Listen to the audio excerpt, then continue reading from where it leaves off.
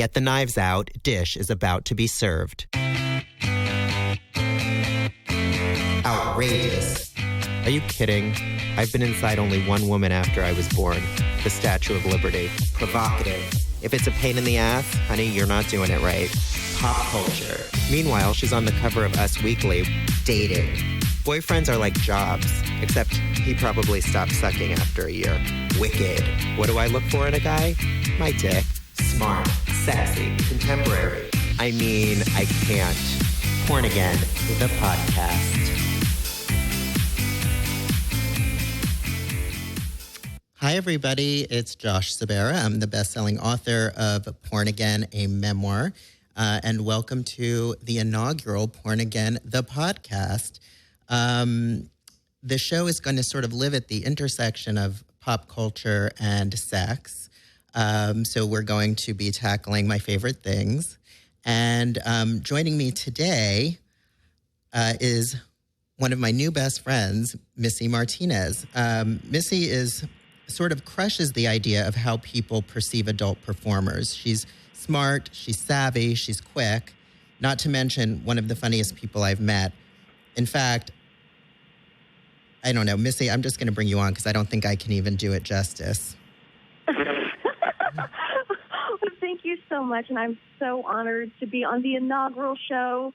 You know, we're all popping cherries together. Exactly. Now, speaking of popping cherries, Doc Johnson, our friends at Doc Johnson, are releasing, I believe next week, your first sex toy. Is that right?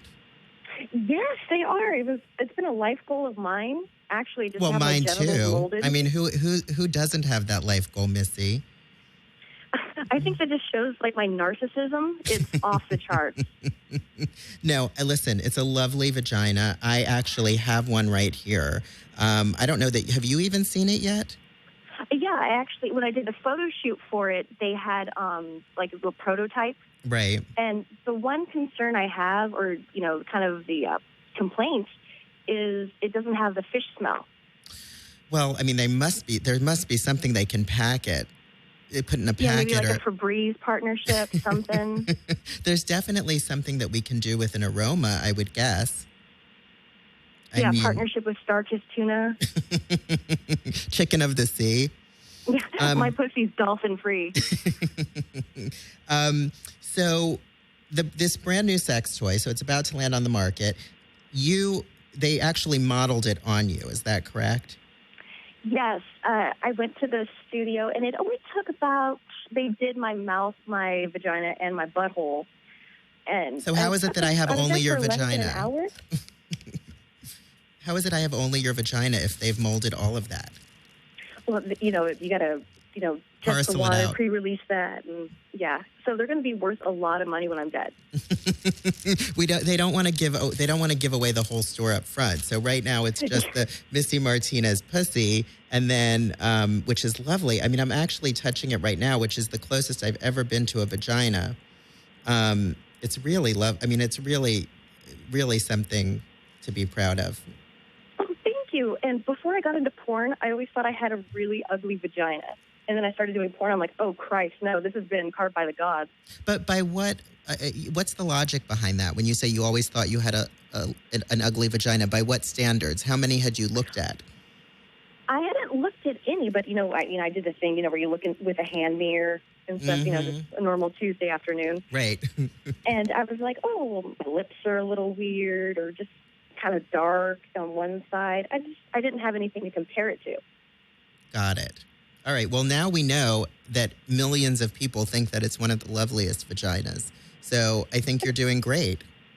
Well, thank you. Dude, my vagina self-esteem is through the roof right now. Great. And if anyone wants to try your vagina, which I believe is going to retail for about $40, and I'm curious to talk later about how you feel about the price tag on your vagina.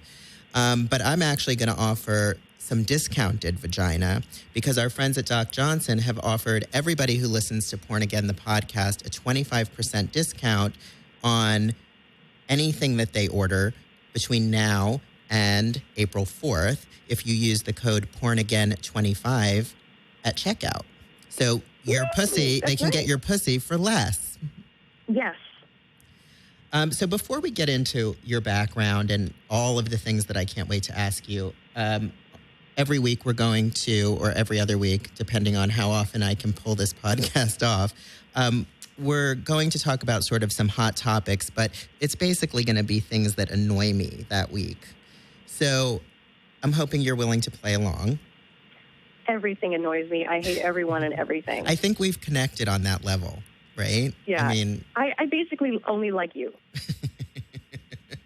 I know. I said, if you had other parts, I think that we'd be having a whole different conversation. I hope you like it black and veiny. The rest of me is my color, but only my dick's black. Okay. You know what? I'm good with whatever. I'm not choosy. So one of the things this week that's really annoying to me, and I have a number of friends who work at Dancing with the Stars, and I appreciate the format of the show. I love the show. But one of the things that is really troubling me is the inclusion of Marla Maples as, number one, a star.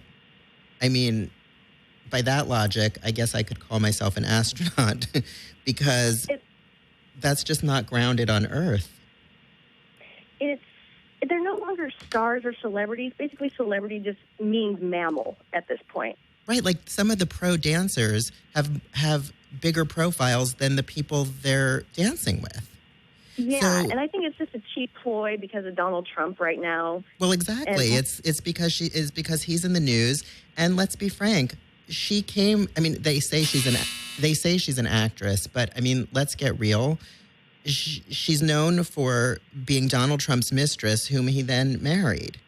So, and one of the things that troubles me, and I'm interested in your opinion on this, Missy, is last season they had a gay male singer on his name is Who Is Fancy. And he had a single called Boys Like You, and he sings it with Meghan Trainor and Ariana Grande. And they had him on with both of the ladies. And apparently his choreographer wanted to do some moves that it would include two men dancing together. And allegedly, ABC nixed that, saying that that was not going to happen on the network. So that seems to me like some kind of, statement. I mean, in 2016, how does that even, who's even saying that? But then we're celebrating a woman who's known for having an affair with a married man. That's absolutely disgusting. It's just disgusting. And I'm embarrassed for our human race. I mean, actually. And listen, I'll give her credit. She looks great, but a star she isn't. And, what's next? Dancing with the Mistresses? We could get Donna Rice. We could get Jessica Hahn. We could pull Jennifer Flowers out. Maybe Monica Lewinsky wants to stop making handbags at this point and start hoofing it up on ABC. I would watch that. I would too. The fuck out of that. Because at least it's honest. It's like Dancing with the Mistresses. They're mistresses. I mean, we're watching Dancing with the people you may have heard of at one time or another. I don't know. I mean, it's Tootie from The Facts of Life. Tootie on skates. It's basically like a way of letting people know you're still alive. Like, oh, I thought they died. Exactly. It's like, didn't I just see their in memoriam at the Emmys? Yeah. I know. It's crazy. So then similarly, another thing that I thought was hysterical this week was on my Twitter feed, there was, which by the way, people can follow me at Josh Sabera and you at Missy X Martinez, there was a headline in Variety that came across my Twitter feed that Scott Baio is now endorsing Donald Trump. Now, I'm not getting political because whatever. I'm not even talking about the candidates. But since 1985 has Scott Baio been a headline, let alone a footnote? I'm pretty sure he valeted my car 2 weeks ago. I mean, and then it said, it says he joins other celebrity endorsers, including Aaron Carter and Stephen Baldwin. I'm like, is this the cast of Celebrity Rehab? Like, what? I think they were all sitting around a table and they were just coked out of their fucking minds and decided to back Trump. I mean, what? And then, of course, you see the people who are against Trump, Johnny Depp and Louis C.K., like a much more reputable list of people. It was just so funny to me that Scott Baio would be considered a headline. And also Aaron Carter. I actually did some research. All his net worth, everything he owns, is worth less than $9,000. He has $2 million in debt, so it doesn't even make sense financially for him to back Trump. So we know he's not donating to the campaign. No. Okay, and then one other thing that I think is funny, just that I have to throw in, is that I was watching the Today Show about a week ago, and I see Tom Hanks' wife, Rita Wilson, pop up singing her new single. Now, I know that she had an album before, which is great. Good for her. We all have a dream. But what makes me scratch my head is it's sort of like when your husband's turning 60, maybe you have a boudoir photo taken and you give it to him as a gift, but you don't make everyone else look at it. Yeah. So maybe this album is something you do for friends. Because I don't know if you've heard any of it. So meanwhile, she's on the Today Show. She's in People magazine. She's all over the place with this album. And I have to laugh because there are people who can actually sing who are wanting to get their voices heard. And instead, I'm listening to Rita Wilson. And everyone's like, who's that? And like, oh, Tom Hanks' wife. Right. Is it like Tom Hanks' wife sings the blues? Like, how are they going to market that? It's just like Hollywood nepotism. It's just so funny to me. And listen, listen, we all have a dream. Go out there, live and be well. But it's just funny to me. I don't know. Mm-hmm. Anyway, all right. Well, these people aren't as important as you are. So. Oh, no, I haven't met anyone besides you that is as important as I am. Okay, so here's what I want to jump into first. I know you're a California native. What kind of household did you grow up in? My parents are still together, a loving household. My mom's butt white, blue eyes, blonde hair, and my dad's brown, so I look more like my dad. Mm-hmm. And contrary to popular belief, I wasn't molested. Wow. No matter how hard I tried. I always say, I know it's such an inappropriate joke, but I always say, what was wrong with me? Like when I was 15, like if there was a rabbi, I mean, I could have been on a whole different path. Maybe I wouldn't have been a virgin until I was 31. It's like, and by the way, I know that's inappropriate to say. Exactly. Yeah, but I had a happy, healthy childhood. Everything was good. I never got a pony, though, so I do porn now. There you go. So your parents are still together, you said. So do you have brothers and sisters? I had a younger brother and an older half-sister. Got it. So which one of your parents, who was married before?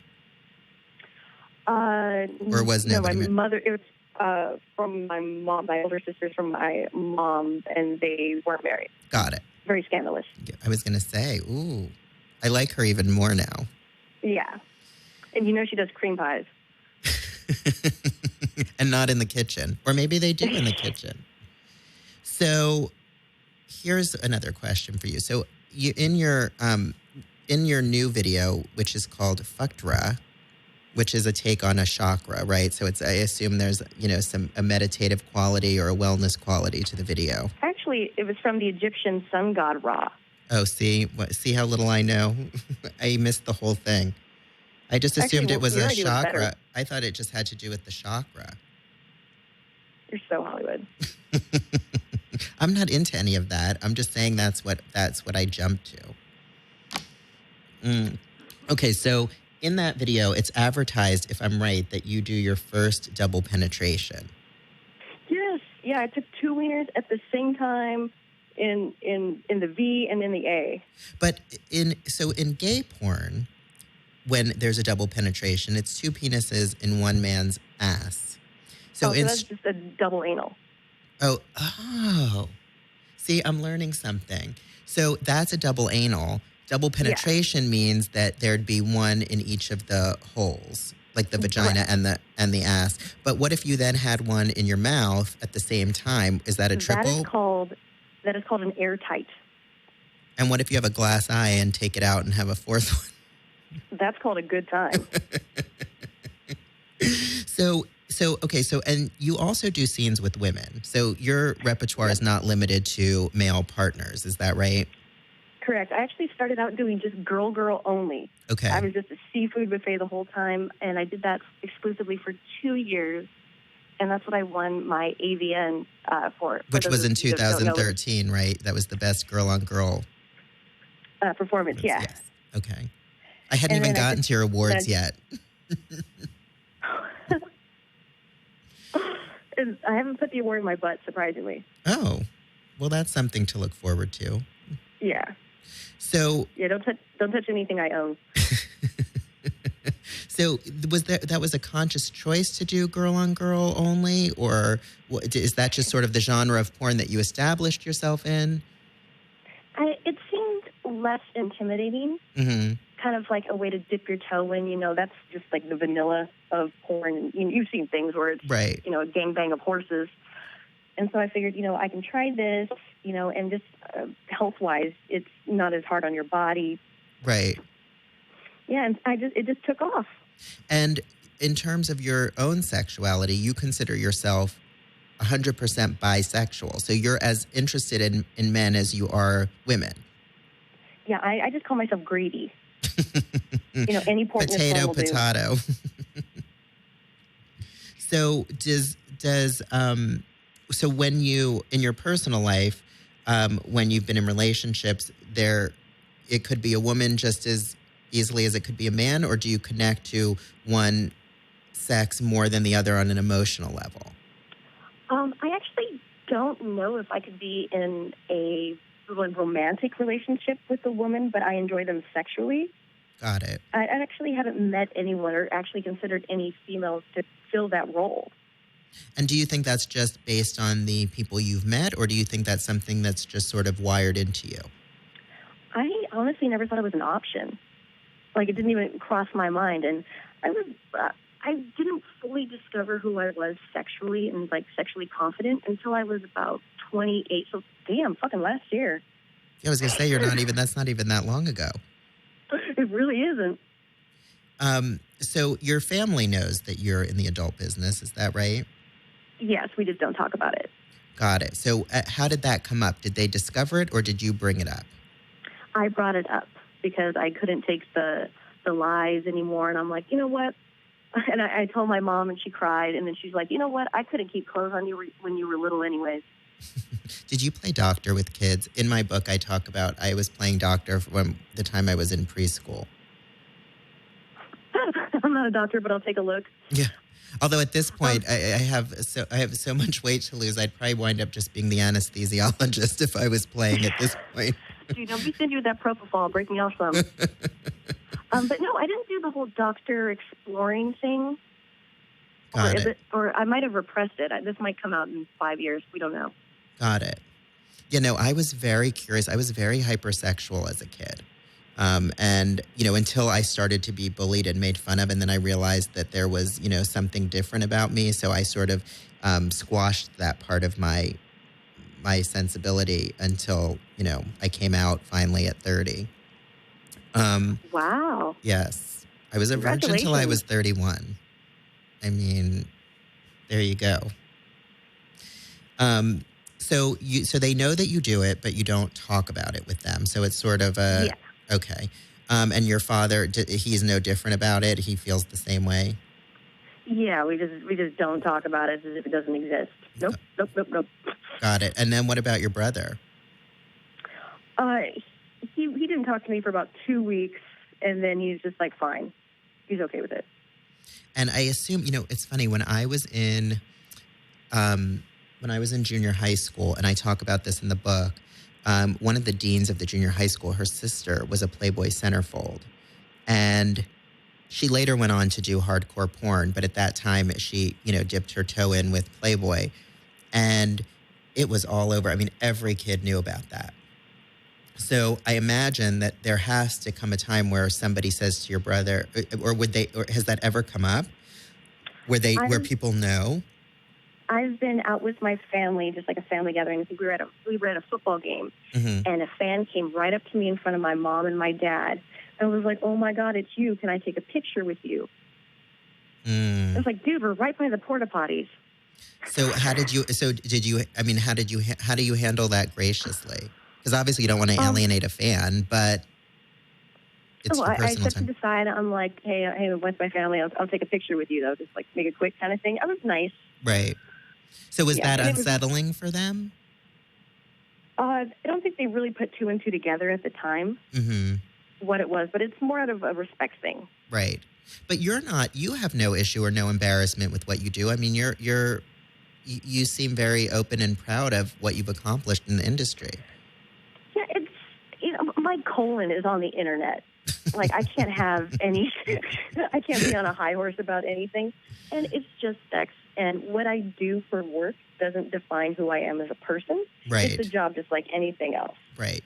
Well, and that's funny because you talk about, I mean, I think you bring up a certain point, which is something that I went through in a different way. You know, when you work in the entertainment industry and then all of a sudden you're not affiliated with a studio or you're not affiliated with a certain company and people aren't returning your calls the same way they did, or all of a sudden they're not as interested in being friends with you, and you have to learn in that instance that you are not your job and that your worth is not tied up in your job. And I guess you're learning it from a different angle.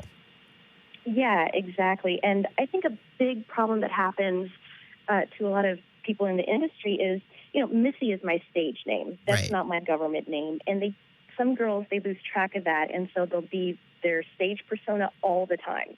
And you have to have that disconnect, a 9 to 5, when you leave set, you need to be who you are again and not have your identity tied up in internet fame.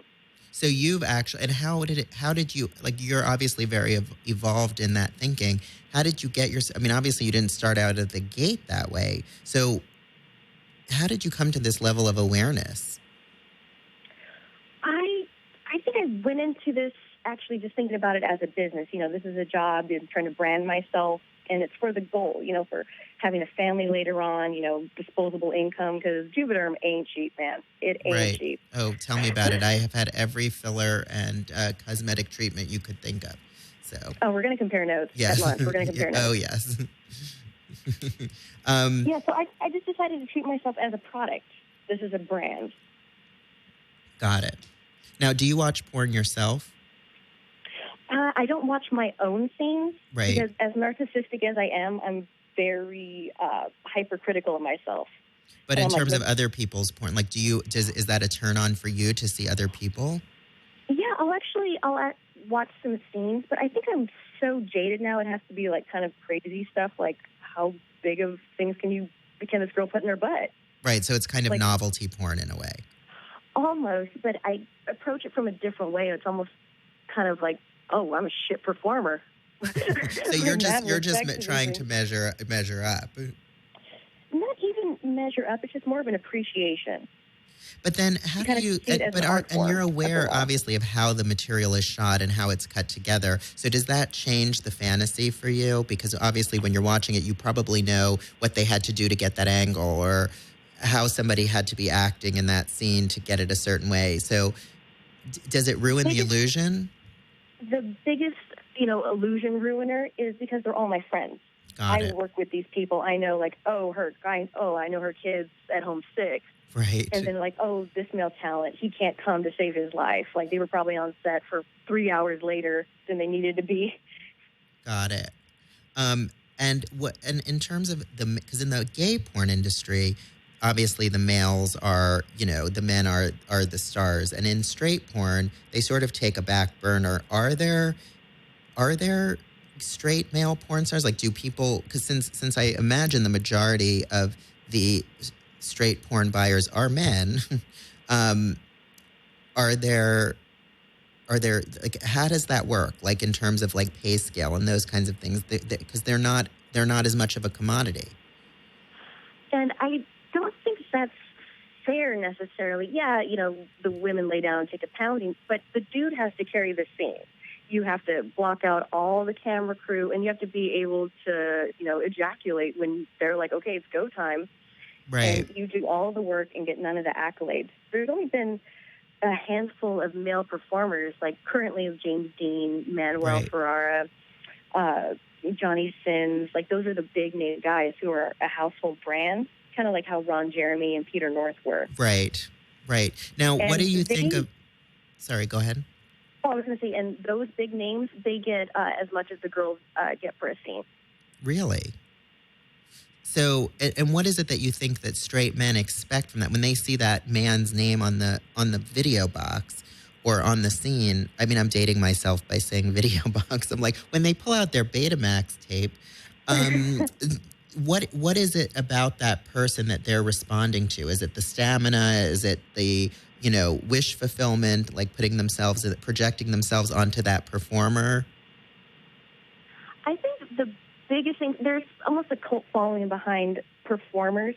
Like certain guys, like, oh, I know this guy is going to do a bunch of anal and make buttholes gape. Like, that's what I want, so I watch, only this guy's stuff. Right. Or they like a dominant, submissive thing. This guy's going to be a little rough.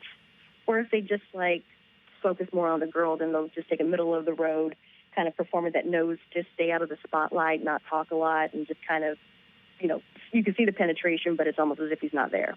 Now, do you have any say in who your co-stars will be? Like, do you have people that you go to work and you say, oh, I'm looking forward to today because it's him or it's her? Or I don't want to do it with her, but I'll do my best to get it up? I don't have a no list. I have a yes list. Got it. I only work with about 10 male performers and basically a lot of female performers, but I have a standard. Well, your yes list sort of becomes a de facto no list because if they're not on the yes list, they're not getting on. They're not getting in. Exactly. It's easier to list who I will work with than who I won't work with. Right. That was a surprisingly positive spin because I would never. I'd always have a no list instead of a yes list. So, in terms of James Dean, there had been a scandal with him recently, and I don't know the exact details, but apparently there was an issue where, something like they yelled cut on the set and he kept going, and a performer, I guess, felt that she was violated. Did you hear about that? It's a big thing, and that goes to, consent on porn sets. Mm-hmm. And I've worked with him many times. I've chosen him for my first anal. He was in my DP. I have a relationship of trust with him. Mm-hmm. And if you talk to him, he won't do anything that you are not comfortable with. And a big problem in this industry is girls are afraid to speak up if they're uncomfortable at any time because they're worried about losing their paycheck or just the company not hiring them again. So that's why I would say it's your body, your rules. If you're uncomfortable, you're like, I don't like this guy's freckle on his dick. I'm going to leave. That is your prerogative as a performer. Right. And have you ever been in a situation where you were uncomfortable and you had to sort of cut it or not do it? No, I actually haven't. I talked to the performer beforehand. These are things you can do. These are things don't do. Okay. It's like setting some ground rules, like make it a clean fight, nothing below the belt kind of thing. Right. Now, do you have specific limits? Like, what are things that are like not on Missy's to-do list? With girls, anything goes. It's okay. Do whatever. Let's put spatulas in her butt. Let's get this going. Right. With men, I don't do swallowing or cream pies because I save that for my personal life because I feel that is really intimate. Mm-hmm. Which I guess some people won't get it, but I think some things have to be kept special. So how is it that you picked those? We all know the old, Pretty Woman, and I'm not comparing it to prostitution, but we all know the old, she didn't kiss, she didn't, everybody has their rules or what they think is the most intimate. How are those things the most intimate for you? Like, what is the reason that that's the most, that's the boundary? I don't really know what the thought process was about it. I just think I don't know, it's almost like you're sharing something, like it's a part of them that's in you or something. I don't know what it is. Well, and I also imagine that when you are in a relationship or you're seeing somebody that when you've been in relationships, how do the guys handle what it is that you do for, like, have you had people who, can't handle, imagine there are people who can't handle it and people who are fine with it. It takes, male or female, it takes a very strong, confident person and just it's all about respect and understanding the difference between sex, love, and intimacy. Got it. And does it affect, because now I think people are under the have the idea that when you work in the sex industry, you're having sex all the time. But that is not necessarily the case, because you could be shooting, 2 scenes today that get, parceled out over time, or that could be, it doesn't necessarily mean that you're in bed with somebody every 2 minutes. Is that true? Yeah, I've worked 4 times in 1 week, and then I haven't worked in 2 months. It's kind of feast or famine in the industry. Mm-hmm. But I won't schedule a bunch of stuff in a week because I'm like, I got to use my cunt and my asshole after porn. Right. And I'm like, girls, take a break, because Louis Vuitton does not make colostomy bags. And how does it affect when, at times that you had been dating and, or, meet somebody who's interesting to you, how does it affect your sex drive? Like, do you ever feel like, you know what, I just did this today, or it's been a busy week, my vagina needs a rest. Like, can it seep into your personal life when you're in this business? Definitely, and it takes a lot of understanding and compassion from your partner. If it's kind of like if you work at Subway and you make sandwiches all day. Sometimes when you come home, you don't want to make a fucking sandwich. Right. But another thing is, like, your partner has to understand, like, we can't have anal tonight because I have an anal scene tomorrow. Got it. So it's kind of it's a weird line to walk, and it's not for everybody. Got it.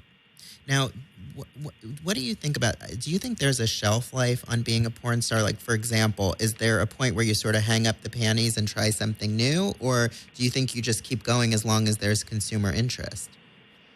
That's the beauty and also the scary part about the adult industry, is that there is a niche for everything. Girls that look like they're 12, and then grannies. And so basically you can be in for as ever long as you want. Mm-hmm. But I tell people, as long as you still enjoy what you do and you're having fun, like, more power to you. But there's some people where it's like, okay, honey, you need to go away. So what do you see? What do you see for yourself then, long term? Like, obviously you're extremely bright. I know, from you personally, how savvy you are in the business end of things, and I know how entrepreneurial you are. So what do you see for yourself? Like, where do you see Missy Martinez in 5 or 6 years? I mean, not that you'd even be that old at that point, but do you want to ride this wave as long as you can, or do you see a point where you're going to segue into something else? I've been in for 8 years, they're like dog years. Slut years are like dog years. And the goal is to make money off your name without having to do anything sexual. So, I've accomplished basically every milestone I've set out to, like benchmarkers in this. But the next one is I want to direct, because I have a really fucked up mind. And mm-hmm. it's just a Hellraiser, but with dildos in my mind. Ooh, like Pinhead, so like with them out of his head? Yeah, it's just wrong. All right, listen, I'm all for it. As I say, who am I not to judge? Okay, well, that's interesting. So you would get behind the camera of adult movies. And then what are other ways that you can be earning money in the adult industry that would not involve you having to have sex? Like personal appearances, and what about, these shows at clubs where it's like, more of a strip kind of thing rather than actually sexual contact? Yeah, I feature dance at strip clubs across the country and stuff, so that's a good way to interact with fans who aren't able to make it to the conventions, and then make new fans. Mm-hmm. And I wasn't a stripper before the industry, so I basically get on stage and do the Macarena. Well, listen, people don't. I'm sure they're not. If you look like you, I'm sure people are fine with that. They're like, who let Danny Trejo in here? So, what is your take on, as somebody who's professionally in the porn business, what is your take on amateur porn and these sites like Pornhub and XTube where, everybody thinks that we want to see him or her engaging in a sexual act? Amateur porn, it's a lot of people, that's what they'll watch because they feel that it's more organic, or like, I don't know this girl. I don't, like, she hasn't been in 1,000 movies. Mm-hmm. It's almost kind of like, oh, this is her first time. You know, she's the girl next door. But an issue is if you do 10 movies, you're not a porn star.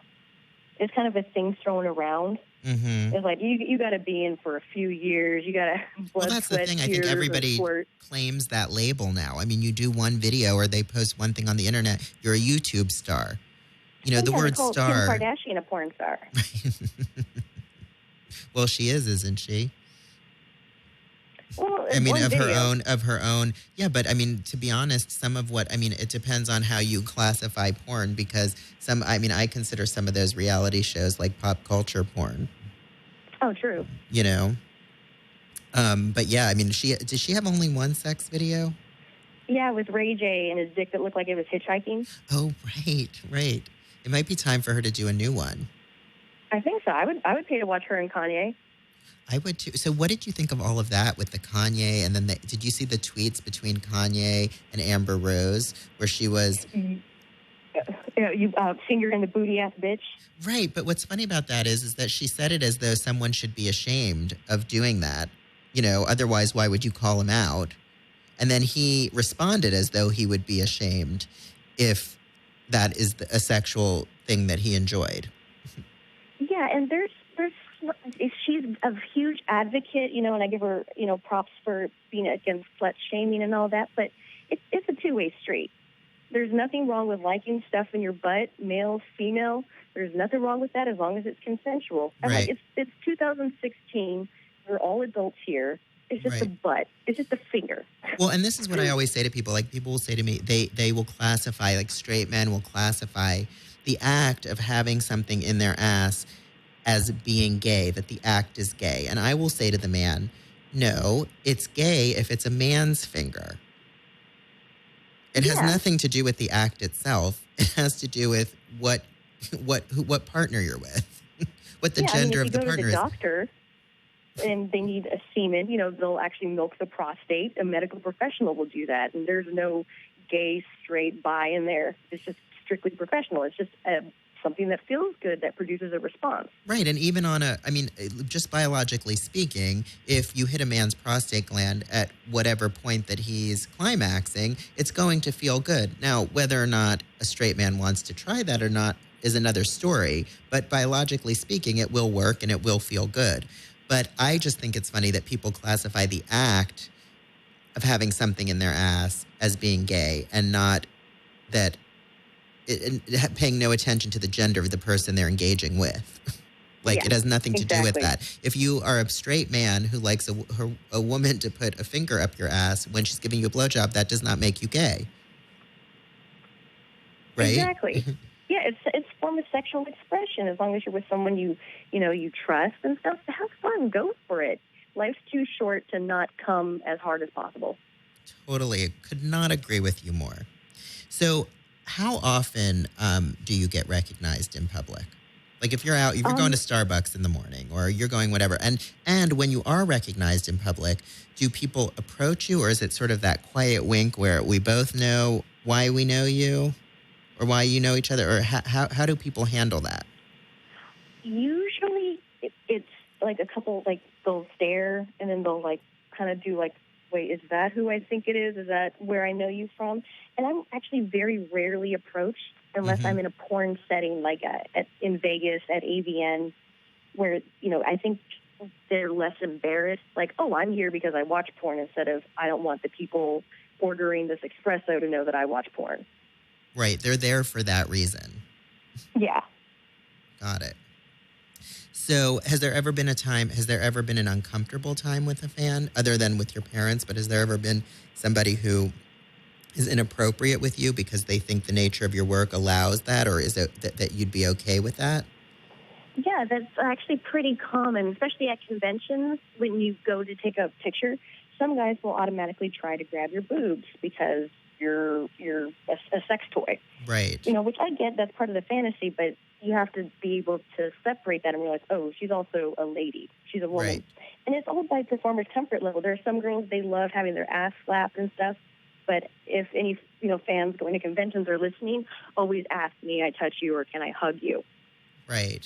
So there's like a protocol. Yeah, well, it's just, if Beyonce was walking down the street, well, no, I actually might grab her tit. Yeah, never mind.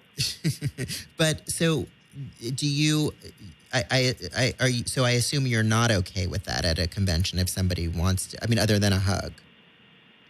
I'll do where like, oh, they want to grab my boob. I'll put my hand on my boob first and then their hand on top of it. Like if there's fans I know from social media who have supported me for a while, they get a little more special treatment. Got it. Because it's like, oh, I know you pay for your porn. Right, which is what we want. We don't want anyone taking it out of the library. Buy your porn. That's, once I became an author, that was sort of my thing. It's like when people said, oh, I'll get your book out of the library. I'm like, I'm going to go and steal any copy of my book that's in a library. I do not support it. I'm like, you go to Barnes & Noble or Amazon and you get that fucking book. Library. I'm going to learn how to read so I can read your book. Are there pictures? There are no pictures, but I'll be able to. You will get a personal tour through the book that other people have not had the benefit of. Ooh, yes. I like that. Yes. So I want to talk more about the Doc Johnson pocket pussy. Yes. So what is it that? Do you add that to the number of men you've had sex with? Depending on how many units moved, like do you say I've slept with 20,000 men, or I don't know how many units those things sell, but how do you sort of judge the success of that? I'm fingering you right now, just so you know. If you buy my pussy, you can legally say that you have fucked me. Really? Yeah, I will allow it. I will retweet it. I will sign an affidavit. Like, nope, that's as close to the real thing as you're going to. It's probably better, honestly. I think that's awesome. So people can tweet you again at Missy X Martinez, and you're also on Instagram at Missy X Martinez. Tell me a little bit about the camera shows and how that works. Oh, I do webcam on Streamate. It's a great outlet for me to interact with my fans. And some people that are on webcam, they don't watch porn necessarily because they like the interaction. So they learn about me and like, oh, I'm actually going to check out her DVDs. And it's, on days I'm not on set, I put my ass on cam and I get to come and make a little money and interact with fans. It's fun. But do you see them or it's only they see you? They have an option where if, they take you in to do a show that it's cam to cam so you can see them. Oh, that's great. So it's much more personal. Yeah. And it gives you kind of something to feed off of. Got it. And how long, if somebody does a one-on-one cam to cam show, what's the average length of one of those sessions? The average length is about 5 minutes. That's usually the standard amount of time. Mm-hmm. And have there ever been any of those situations that have been uncomfortable for you and you sort of had to cut it short? Or do you kind of there's the safety of the computer between you and it doesn't really matter? I haven't really, I've never ended a show because someone made me uncomfortable. Mm-hmm. And I'm fine doing role play stuff because it's fantasy. Mm-hmm. But as long as they're respectful to me. But I feel really bad doing like SPH, small penis humiliation. Mm-hmm. Because I didn't even know that was a thing. Oh, it's a total thing. So are these people who actually have small penises or just want to pretend that they have small penises? Both. Wow.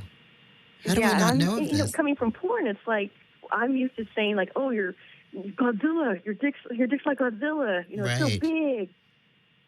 And then you're having to you're having to tell somebody how great their small penis is.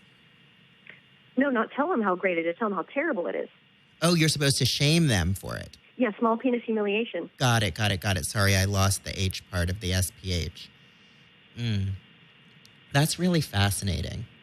One time I did, and this is in the book, but I did have a little fling with a priest in New York, and that was the turn on for me.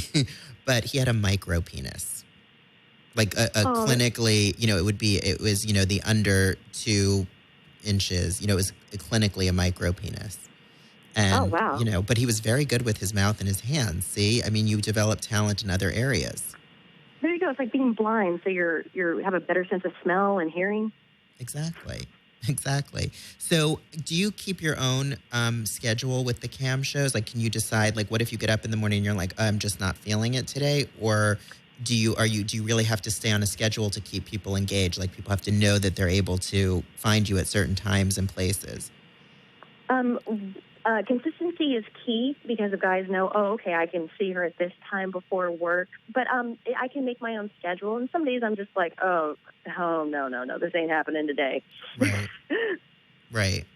Now, what was I going to... There's one more thing I wanted to ask you about it. Have you found that do you get repeat people who... consistently, like, I'm curious as to whether people think they're developing a relationship with you in some way. Like, for example, if you have repeat customers, I'm wondering if on their end there's some sort of attachment sometimes and how you deal with that. Everyone, they know what it is. I remember all my regulars, when they're on consistently, there's a little number next to their name. Mm-hmm. And they like that I remember them and I know what they like. So there's not going to be any time wasting. Got it. So tell me, so people can find more about you at MissyMartinez.com. And where do they find you for the cam shows? On Streamate, it's MissyMartinez.cammodels.com. Okay, MissyMartinez.cammodels.com. And then on Twitter and Instagram, you're Missy X Martinez. And some bitch took Missy Martinez, so I had to put the X in the middle. I mean, crazy bitch. Who is she? I don't know. What does she do for a living? Fire.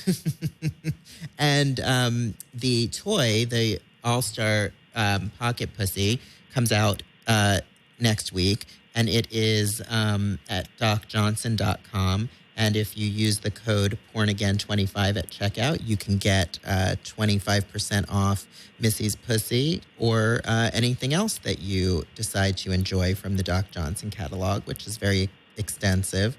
I love that Doc Johnson, like our friends at Doc Johnson, thought when I was talking to them, I love that they met me and said, you need to meet Missy Martinez. You're like, this is either going to be really good or really bad. No, but it was so funny because they said, you know who you're going to get along with. It was like, when they show me this box or this packaging, I'm like, okay.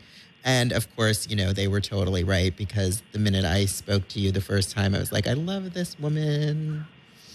I'm so glad we got to meet, and all of this is going to be a long, fruitful, tumultuous relationship. Oh, are you kidding? We're till death do us part.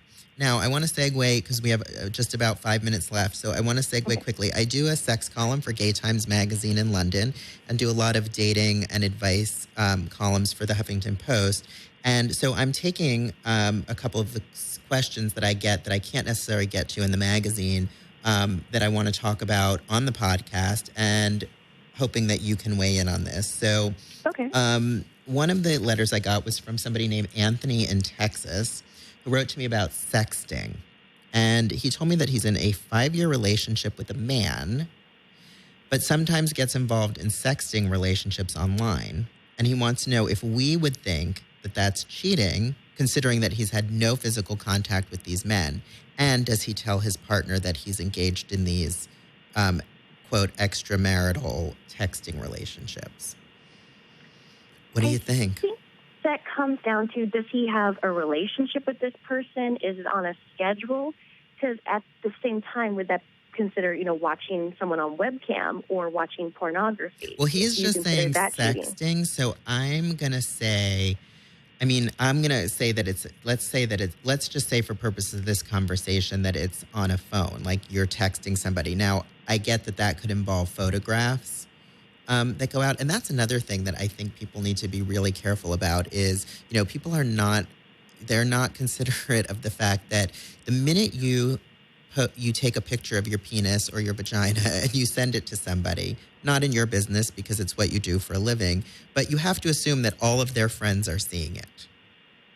Yeah, don't put anything out there that you don't want on the internet forever. Exactly. So I always say, like, to people, don't put your faces in things. Don't have it floating around that way. And I mean, and that's what gets people into all kinds of trouble.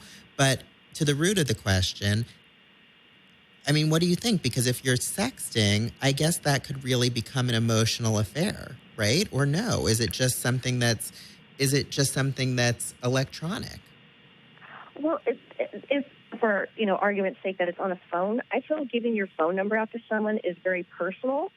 Right. So I think that kind of allows them a bigger piece of your life and your attention.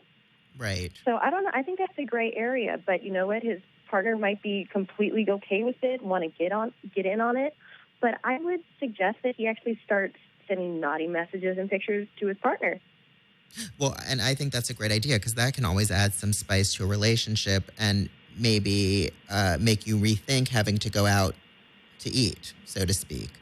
Yeah. But the other thing that makes me concerned by it is that his partner isn't aware that he's doing it. So I say, if you're having to do something under the cover of night, then you know that there's something not quite kosher about what's going on. Because if there were, would you be needing to sneak around to do it? Or wouldn't you say to your partner, but if you felt that it was in the confines of your relationship, then wouldn't you say to your partner, this is happening, or I'm getting texts from this person, or I'm just having some innocent fun with this person? If you're concerned that it's a problem for the relationship, it probably is.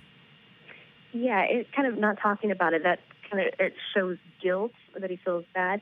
And even though he's not lying, an omission of truth is almost kind of like a lie. He's purposely not bringing something up in fear of, repercussions. Right. Well, I always say that. I say a lie of omission is no better than a lie of commission. If there's an intent to deceive, to me, it doesn't really matter how it is you're doing that to somebody.